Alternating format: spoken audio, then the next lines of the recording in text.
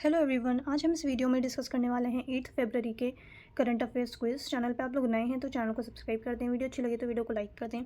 यहाँ पे हमारा फर्स्ट क्वेश्चन है, consider the following statements regarding monetary policy in India. So monetary policy in India से related यहाँ पे स्टेटमेंट्स हैं और हमने यहाँ पे करेक्ट स्टेटमेंट बतानी है। सो स्टेटमेंट 1 है, the monetary policy in India is stated by 5 member monetary policy committee. So ये 5 मेंबर बॉडी नहीं होती है, ये 6 मेंबर बॉडी होती है। सो 5 मेंबर नहीं आएगा, यहाँ पे 6 मेंबर आएगा। दैट्स वाई स्टेटमेंट 1 जो है हमारी इनकरेक्ट है। सेकेंड स्टेटमेंट है, the MPC has members from the RBI and nominated members by the government of India. So second जो है यहाँ पे बिल्कुल करेक्ट है। MPC में यानी कि मॉनेटरी पॉलिसी कमेटी जो होती है, इसमें मेंबर्स होते हैं RBI के मेंबर्स भी होते हैं एंड गवर्नमेंट ऑफ इंडिया के नॉमिनेटेड मेंबर्स भी होते हैं। टोटल कितने मेंबर बॉडी है? 6 मेंबर बॉडी हमने।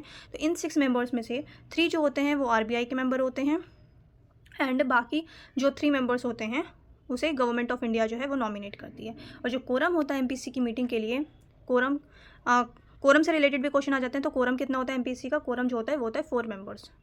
मतलब किसी भी पॉलिसी को, किसी भी मीटिंग में कोई भी पॉलिसी पे वोटिंग के लिए या जो मेंबर प्रेजेंट होने चाहिए डिस्कशन के लिए किसी भी पॉलिसी को, तो वो मिनिमम जो होते हैं वो 4 मेंबर्स होने चाहिए। तो कोरम बेसिकली ये होता है कि कितने लोग प्रेजेंट हैं, कितने लोग मिनिमम प्रेजेंट होने चाहिए।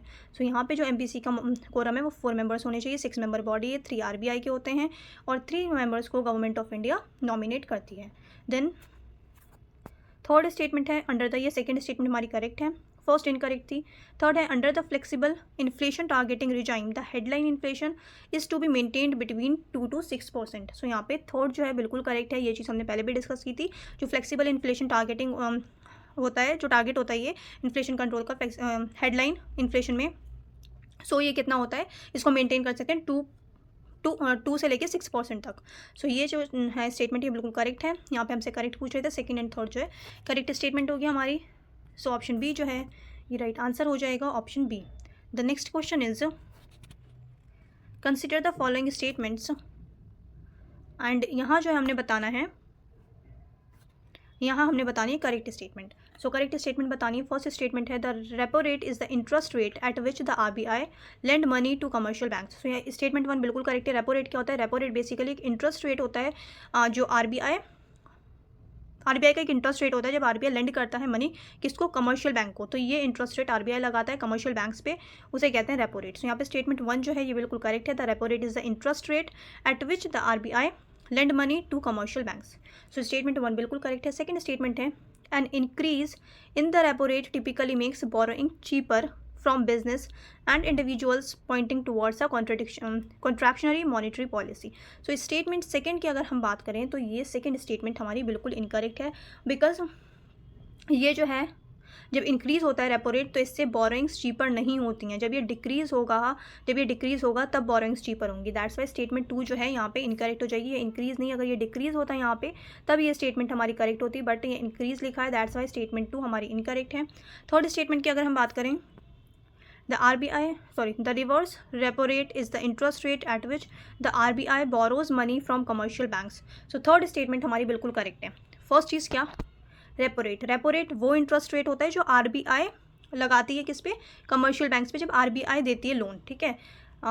और रिवर्स रेपो रेट क्या है? रिवर्स रेपो रेट वो इंटरेस्ट रेट होता है जो कि RBI के ऊपर लगाया जाता है, जो कमर्शियल बैंक्स RBI पे चार्ज करती हैं, तो उसे कहते हैं रिवर्स रेपो रेट। तो यहाँ पे थर्ड स्टेटमेंट हमारी बिल्कुल करेक्ट है, फर्स्ट भी बिल्कुल करेक्ट है। फोर्थ स्टेटमेंट है, increasing the reverse repo rate encourages banks to lend more money to consumers and businesses. Fourth statement incorrect है, बिकॉज जब इंक्रीज होता है रिवर्स रेपो रेट तो ये जो है मनी जो है बैंक्स लेंड नहीं करती हैं मनी कंज्यूमर्स को एंड बिजनेसेस को। ये फोर्थ स्टेटमेंट हमारी इनकरेक्ट हो जाएगी।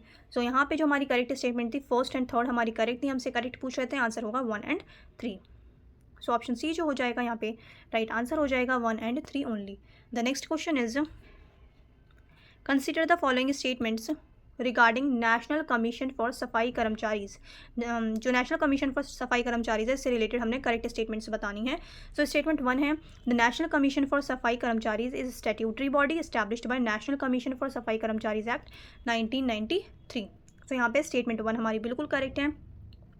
जो ये बॉडी है NCSK, नेशनल कमीशन फॉर सफाई कर्मचारी, ये बॉडी एक स्टैट्यूटरी बॉडी है और इस बॉडी को इस्टेब्लिश किया गया था नेशनल कमीशन फॉर सफाई कर्मचारी एक्ट 1993 के तहत। सो ये स्टेटमेंट हमारी बिल्कुल करेक्ट स्टेटमेंट है। सेकेंड स्टेटमेंट है The NCSK has the power to investigate cases of atrocities against सफाई कर्मचारीज and recommend appropriate action including prosecution। सो यहाँ पे सेकेंड स्टेटमेंट भी हमारी बिल्कुल करेक्ट है। NCSK के पास पावर होते हैं इन्वेस्टिगेट कर सकते हैं वो केसेस एट्रोसिटीज़ से रिलेटेड, एट्रोसिटीज़ अगेंस्ट सफाई कर्मचारी। सो यहाँ पे सेकंड स्टेटमेंट हमारी बिल्कुल करेक्ट है। फर्स्ट भी करेक्ट है, हमसे करेक्ट पूछ रहे थे। आंसर होगा both 1 and 2 is the right answer. So दोनों ही आंसर्स बिल्कुल ठीक है, दोनों ही स्टेटमेंट्स करेक्ट हैं। नेक्स्ट क्वेश्चन है Kalaripayattu is one of the oldest martial arts in the world. In which state of India did the Kalaripayattu originate?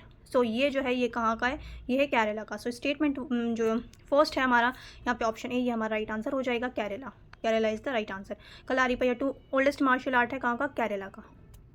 The next question is, आप लोग चैनल पे नए हैं तो चैनल को सब्सक्राइब कर लें। आप लोग वीडियो देख लेते हैं, लाइक भी नहीं करते और शेयर भी नहीं करते हैं, तो वीडियो को शेयर भी करें, लाइक भी करें और चैनल को ज़रूर सब्सक्राइब करें।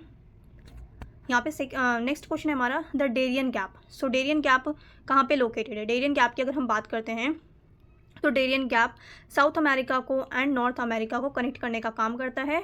ये जो है किसके बॉर्डर पे? Colombia and Panama. सो यहाँ पे जो हमारा राइट आंसर होगा वो होगा option D, Colombia and Panama. The next question is, which of the following statements are correct in respect of factors that contribute to demand pull inflation. So demand pull inflation के factors बताने हैं कि किन factors की वजह से demand pull inflation होता है। सो यहाँ पे जो है increase in consumer spending, so statement 1 बिल्कुल करेक्ट है। एक्सपेंशनरी मॉनेटरी पॉलिसी, सो यहाँ पे सेकंड स्टेटमेंट भी बिल्कुल करेक्ट है। जब कंज्यूमर स्पेंडिंग इंक्रीज होती है तो इसकी वजह से डिमांड पुल इन्फ्लेशन होता है। जब मॉनेटरी पॉलिसी, जब एक्सपेंशनरी मॉनेटरी पॉलिसी होती है तो उस टाइम पे जो इन्फ्लेशन होता है वो कौन सा होता है? Demand pull inflation. थर्ड है हायर प्रोडक्शन कॉस्ट। थर्ड जो है यहाँ पे थर्ड नहीं होगा, बिकॉज अगर हम हायर प्रोडक्शन कॉस्ट की बात करें, जब प्रोडक्शन कॉस्ट हाई होगी तो ये कॉस्ट पुश इन्फ्लेशन होगा। ये कौन सा होगा इन्फ्लेशन? कॉस्ट पुश इन्फ्लेशन होगा, ना कि demand pull. That's why third जो होगा ये इनकरेक्ट हो जाएगा। फर्स्ट एंड सेकंड हमारा करेक्ट है, हमने यहाँ पे करेक्ट फैक्टर्स बताने थे। सो यहाँ पे राइट आंसर होगा हमारा 1 and 2। Option A is the right answer, 1 and 2 only. The next question is, which organization developed the unified payment system in India. So UPI system जो है किसने डेवलप्ड किया है, किस ऑर्गेनाइजेशन ने? सो ये किया है national payments corporation of India, NPCI ने। National payments corporation of India, NPCI। The next question is, consider the following with reference to the features of repo rate. So repo rate से related statements हैं, यहाँ पे हमने बतानी है correct statement कौन सी है। सो स्टेटमेंट 1 की अगर हम बात करें, when RBI increases the repo rate, loan interest rates in the economy decrease। so statement 1 हमारी बिल्कुल इनकरेक्ट है। जब RBI जब इंक्रीज करता है रेपो रेट को जब इंक्रीज करता है RBI, तो इंटरेस्ट रेट जो लोन्स पे होते हैं, लोन्स के इंटरेस्ट रेट जो होते हैं इकोनॉमी में वो डिक्रीज नहीं होते हैं, वो इंक्रीज होता है। दैट्स वाई स्टेटमेंट 1 हमारी इनकरेक्ट हो जाएगी। सेकेंड स्टेटमेंट है, reverse repo rate is the rate at which RBI lend money to the banks in exchange for government securities. So ये हमने अभी ऊपर डिस्कस किया है कि रिवर्स रेपो रेट क्या होता है। सो सेकंड स्टेटमेंट यहाँ पे हमारी बिल्कुल इनकरेक्ट है। थर्ड है, जब RBI बोरो करता है, ये मैंने आपको अभी बताया रिवर्स रेपो रेट में क्या होता है, जो कमर्शियल बैंक्स होते हैं वो RBI के ऊपर जो इंटरेस्ट रेट चार्ज करते हैं उसको कहते हैं reverse repo rate. That's why statement 2 हमारी इनकरेक्ट है। थर्ड स्टेटमेंट की अगर हम बात करें, फर्स्ट भी इनकरेक्ट थी, सेकंड भी इनकरेक्ट थी। थर्ड है, if the RBI wants to boost economic growth it would increase the repo rate. नहीं, ये बिल्कुल इनकरेक्ट है। सो यहाँ पे जो है इंक्रीज नहीं होगा, अगर ये डिक्रीज होता तब ये स्टेटमेंट हमारी सही होती। यह हमारी स्टेटमेंट बिल्कुल इनकरेक्ट है। जो हायर रेपो रेट्स होते हैं उसमें मनी सप्लाई रिड्यूस होता है और जो इकोनॉमिक ग्रोथ जो होती है वो बिल्कुल स्लो होती है। सो यहाँ पे थर्ड स्टेटमेंट हमारी बिल्कुल इनकरेक्ट है। तीनों ही स्टेटमेंट हमारी इनकरेक्ट है। हमसे यहाँ पे करेक्ट पूछ रहे थे, आंसर होगा हमारा नन, आंसर होगा none of the above. So option D जो है यहाँ पे राइट आंसर हो जाएगा। The next question is, consider the following with reference to the role of sector skills councils SSC in PMKVY। So PMKVY क्या है? प्रधानमंत्री कौशल विकास योजना। प्रधानमंत्री कौशल विकास योजना 4.0 से रिलेटेड स्टेटमेंट्स हमने बतानी है कौन सी करेक्ट स्टेटमेंट्स। सो यहाँ पे स्टेटमेंट 1 है, to develop national occupational standards and qualification packs. So यहाँ पे रोल पूछ रहे हैं किसका, एसएससी का जो सेक्टर स्किल काउंसिल है इसका रोल पूछ रहे हैं। तो यहाँ पे स्टेटमेंट 1 जो है ये बिल्कुल करेक्ट है। ये डेवलप करता है national occupational standards and qualification packs. So statement 1 बिल्कुल करेक्ट है। सेकंड स्टेटमेंट की अगर हम बात करें, to provide financial loans to trainings. So second statement हमारी इनकरेक्ट है। जो एसएससी है ये बेसिकली फाइनेंशियल लोन्स ट्रेनिंग्स को प्रोवाइड नहीं करता। SSC do not provide financial loans to trainings. तो सेकंड स्टेटमेंट इनकरेक्ट हो जाएगी। फर्स्ट करेक्ट है। थर्ड स्टेटमेंट है हमारी, to conduct academic examination. So third statement भी हमारी इनकरेक्ट है। कोई भी एकेडमिक एग्जामिनेशन ये कंडक्ट नहीं कराता है। दैट्स वाई स्टेटमेंट 2 एंड 3 दोनों ही इनकरेक्ट है। फोर्थ है, टू मैनेज इंटरनेशनल कोलैबोरेशन। सो यहाँ पे फोर्थ स्टेटमेंट हमारी बिल्कुल करेक्ट है एंड फर्स्ट भी बिल्कुल करेक्ट है। हमें करेक्ट बताना था, आंसर होगा 1 एंड 4। दो ही हमारे पास ठीक है। तो यहाँ पे ऑप्शन बी जो हो जाएगा ये राइट आंसर हो जाएगा। Only 2 is the right answer. The next question is, consider the following with related to taxation with reference to the functions of CBDT, Central Board of Direct Taxes। So Central Board of Direct Taxes से related यहाँ पे statements हैं जो हमने correct statements बतानी है। So central board of direct taxes का क्या काम होता है, क्या फंक्शंस होते हैं। जो फॉर्मुलेट करना है डायरेक्ट टैक्स पॉलिसीज़, ये काम होता है CBDT का। स्टेटमेंट 1 बिल्कुल करेक्ट है। GST कलेक्ट करना, कलेक्शन ऑफ GST, ये हमारा इनकरेक्ट स्टेटमेंट हो जाएगा बिकॉज GST क्या है, GST एक इनडायरेक्ट टैक्स है। GST इनडायरेक्ट टैक्स है और ये GST कलेक्शन का जो काम होता है ये कौन एडमिनिस्टर करता है, ये करता है central board of indirect taxes and customs. Central board of indirect taxes and customs. और ये CBDT का काम नहीं होता है, ये होता है central board of indirect taxes and customs, CBIC का काम होता है ये, CBIC का, ना कि CBDT का। CBDT का काम होता है जो डायरेक्ट टैक्स पॉलिसीज़ है उसको फॉर्मुलेट करना, administration of the income tax act को एडमिनिस्टर करना, इम्प्लीटेशन ऑफ टैक्स ट्रीटीज़ को इम्प्लीमेंट करना। सो यहाँ पे 3, 4 एंड 1 जो होगा ये हमारा करेक्ट आंसर होगा। करेक्ट पूछ रहे हैं यहाँ पे। सो राइट आंसर होगा हमारा आंसर सी जो हो जाएगा ये राइट आंसर हो जाएगा। ओनली 3। आई होप आप लोगों ने अच्छे से प्रैक्टिस की होगी। चैनल पे आप लोग नए हैं तो चैनल को सब्सक्राइब कर दें। वीडियो अच्छी लगी तो वीडियो को लाइक कर दें। अब मिलते हैं नेक्स्ट वीडियो में।